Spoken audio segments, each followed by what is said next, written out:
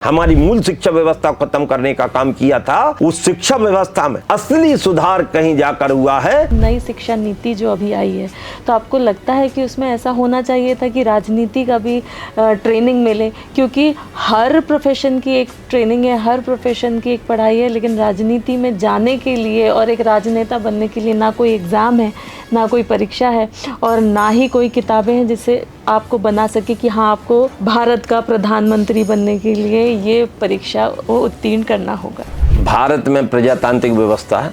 मैं भारत के संविधान को तो प्रणाम करते ही, मदर ऑफ डेमोक्रेसी जब हम इसको कहते हैं तो अपने आप में बहुत सारी चीजें ध्यान में आ जाती हैं। आप केवल एक पढ़ाई की बात नहीं, मैं तो जनता के आशीर्वाद से, भगवान की कृपा से और माननीय संगठन और मोदी जी की कृपा से आज उसी शिक्षा समिति का सदस्य भी हूँ जिसके लिए मैंने वर्षों संघर्ष किया। अभी मैं उस शिक्षा समिति में हूँ। और जहाँ तक 2020 की शिक्षा नीति, जिसके बारे में यदि आप गहन अध्ययन करेंगे तो व्यवहारिक शिक्षा पहली बार लाने का जो एक थोपी व्यवस्था देने का काम किया, जिस मैकाले ने हमको परतंत्र बनाने के लिए हमारी मूल शिक्षा व्यवस्था को खत्म करने का काम किया था, उस शिक्षा व्यवस्था में असली सुधार कहीं जाकर हुआ है 2020 की नई शिक्षा नीति में जाकर हुआ। ये केवल अंकों के परिवर्तन की बात नहीं है, ये व्यवस्था के परिवर्तन की बात है कि हमारे जो मूल, हमको विकास तो चाहिए लेकिन हमारी विरासत भी चाहिए। ये यदि कहीं से स्थापित हो रहा है तो हमारी नई शिक्षा नीति से हो रहा है।